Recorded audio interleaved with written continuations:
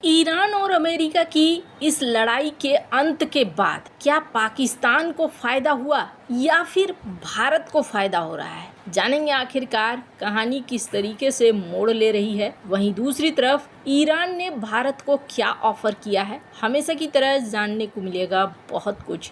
आइए जानते हैं इन खबरों को विस्तार से। अमेरिका और ईरान की ये लड़ाई अभी तो फिलहाल थमती हुई नजर आ रही है। सेकंड राउंड की बातचीत होगी या आगे कुछ होगा तो फिर कहा नहीं जा सकता है, पर फिलहाल के लिए ये थम गई है और बाजार में भी रौनक आनी शुरू हो गई है। इसी बीच ये सवाल था कि ईरान भारत के साथ कैसे रिश्तों को बनाकर आगे चलता है। भारत ने कई मौक़ों पर सीधे सीधे और साफ साफ शब्दों में कहा है कि भारत अपने हितों को देखेगा। भारत को अगर इजराइल से डिफेंस के इक्विपमेंट मिल रहे हैं, डिफेंस के हथियार मिल रहे हैं, डिफेंस की टेक्नोलॉजी मिल रही है, तो डिफेंस के लिए भारत इजराइल के साथ भी दोस्ती रखेगा, फिलिस्तीन के साथ भी दोस्ती रखेगा और ईरान के साथ भी रखेगा, अमेरिका के साथ भी रखेगा। तो भारत इस चीज़ को साफ कर चुका था। अब ऐसे में बहुत सारी चीज़ें निकल कर आनी शुरू हो गई है। सबसे बड़ी चीज़ जो चाइना के लिए भी एक झटका है, क्योंकि स्ट्रेट ऑफ हॉर्मुज में कहा जा रहा था कि चाइना ने एक तरीके से ईरान के ऊपर दबाव बनाया था कथित तौर पर कि युआन पे ही पेमेंट हो और फिर जहाज़ों को छोड़ा जाए। तो एक लंबे समय तक ये बातें कही गई कि युआन में पेमेंट हो रहा था, लेकिन अब ईरान ने एक बड़ा रणनीतिक फैसला लिया और ईरान के केंद्रीय बैंक के गवर्नर ने इसकी घोषणा की कि उनका देश अब अपने तेल एक्सपोर्ट के बदले किसी भी करेंसी में भुगतान स्वीकार करने के लिए आज़ाद होगा। कहा जा रहा है कि ईरान अमेरिका के डॉलर के ऊपर अपनी निर्भरता खत्म करना चाहता है और एक सोची समझी रणनीति के तहत अब व्यापार करना चाहता है। हालांकि भारत के लिए ये एक पॉजिटिव खबर है। ईरान की तरफ से उनके गवर्नर ने कहा कि ईरान अब तेल के भुगतान के लिए सिर्फ अमेरिकी डॉलर तक नहीं रहेगा, वो अपने हितों और व्यापारिक समझौतों के आधार पर अलग अलग करेंसी को चुन सकता है और लचीला रुख अपनाएगा ताकि हमारे साथ जो है किसी तरह की कोई दिक्कत न हो। वैसे दोनों देशों के बीच लगभग फ्रीज की गई 12 अरब डॉलर की ईरानी संपत्तियों को फ्री करने और ईरान के तेल क्षेत्र पर लगे प्रतिबंधों में ढील देने को लेकर चर्चा चल रही है। भारत के लिए क्या फायदा है? ईरान के इस फैसले और प्रतिबंधों से हो सकती है ढील मिले और भारत को एक बड़ा फायदा हो सकता है। भारत कभी ईरानी कच्चे तेल के सबसे बड़े खरीदारों में से एक था। ईरान से दोबारा तेल खरीदना शुरू होने से भारत को दो फायदे होंगे। खाड़ी देशों में भारत की जो नज़दीकी है वो नज़दीकी ईरान से ज़्यादा है और ईरान से ज़्यादा है यानी भारत को तेल खरीदने से लागत काफ़ी कम हो जाता है। ईरान भारतीय रिफाइनर्स को तेल भुगतान करने के लिए यानी पैसे देने के लिए 60 से 90 दिन की लंबी मोहलत देता रहा है, जबकि दुनिया के दूसरे देशों से अगर खरीदो तो ये 30 दिनों का ही समय देते हैं। कहा जाता है साल 2019 में अमेरिकी प्रतिबंधों के कारण व्यापार ठप होने से पहले ईरान भारत का एक प्रमुख तेल आपूर्तिकर्ता। अपने चरम पर भारत के कुल कच्चे तेल के इंपोर्ट में ईरानी तेल की हिस्सेदारी 11.5% थी। दुनिया का तीसरा सबसे बड़ा तेल आयातक और उपभोक्ता होने के नाते भारत ने अमेरिकी दबाव के बाद ईरान से तेल खरीदारी बंद कर दी थी। ईरान का गैर डॉलर पर व्यापार करना दिखलाता है कि वो अब बदल रहा है। भारत भी पहले से ही शामिल है। भारत भी अलग अलग करेंसी मॉडल को अपनाए हुए है। रूस से तेल खरीदने के लिए अलग करेंसी भारत ने अपनाया हुआ है। भारतीय रिफाइनरियों ने रूसी तेल के भुगतान के लिए अमेरिकी डॉलर के अलावा रुपया, यूएई का दिरहम,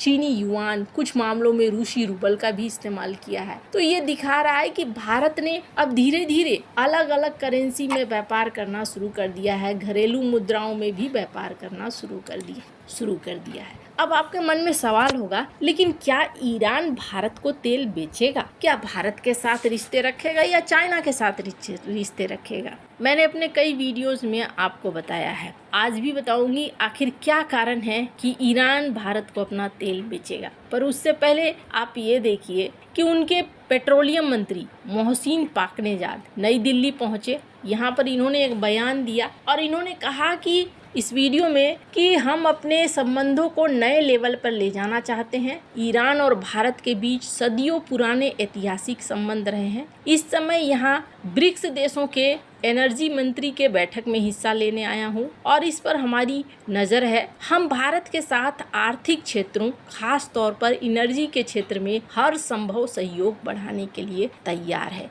यानी हम यहाँ पर भारत के साथ एनर्जी का व्यापार करने के लिए तैयार हैं। इन्होंने कहा है जहाँ तक प्रतिबंधों का सवाल है, फिलहाल 60 दिनों के लिए छूट मिली हुई है। हम इस संबंध में अमेरिकियों के साथ आगे बढ़ रहे हैं। फिर उन्होंने कहा कि जब सब कुछ खत्म होगा उसके बाद हम आगे विस्तार से इस प्लान पर बात कर सकते हैं। दोनों के बीच में ईरानी पेट्रोलियम मंत्री और भारतीय अधिकारियों के बीच में द्विपक्षीय बैठक होगी और हाई लेवल बैठक में बात हो रही है कि तेल और गैस क्षेत्र में कैसे हम एक दूसरे के साथ संबंध बढ़ा सकते हैं, दोनों देशों के बीच निवेश के अवसर कैसे तलाश कर सकते हैं और दुनिया के बाजार में मौजूदा हालात और भविष्य के घटनाक्रमों पर कैसे हम एक दूसरे के साथ मिलकर चल सकते हैं। तो पेट्रोलियम मंत्री इनके भारत को खुल्लम खुल्ला ऑफर दे रहे हैं कि भाई हम आपको तेल बेचने के लिए तैयार हैं और आप तैयार हो जाइए तेल खरीदने के लिए। भारत ने भी इस चीज़ को कहा है कि ईरान और अमेरिका के बीच जो MOU हुआ है, इस MOU से अब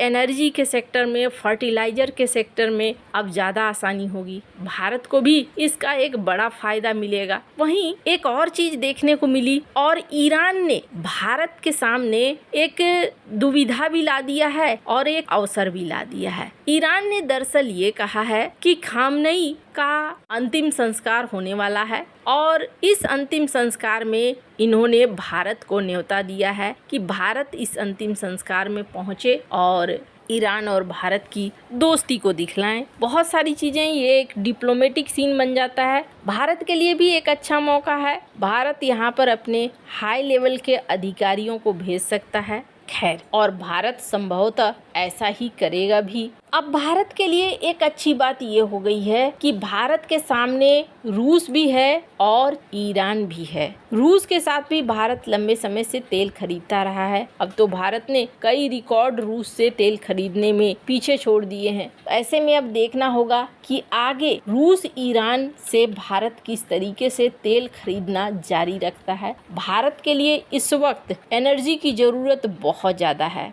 भारत जिस तरीके से तेजी से बढ़ रहा है, अपनी एनर्जी की ज़रूरत के लिए भारत ने पहले भी कहा है कि वो पूरी तरीके से फ्री है कि वो किस तरफ जाए और किसके साथ व्यापार करे, किससे ना करे। अब मैंने कहा कि ईरान क्यों भारत को बेचना चाहेगा, तो जैसा मैंने कहा मेरे कई वीडियो में मैंने इस बात को साफ साफ कहा है, भारत अब इतना बड़ा बाजार है जिसे इग्नोर करना मुश्किल है। दुनिया का कोई भी देश भारत को इग्नोर नहीं करेगा।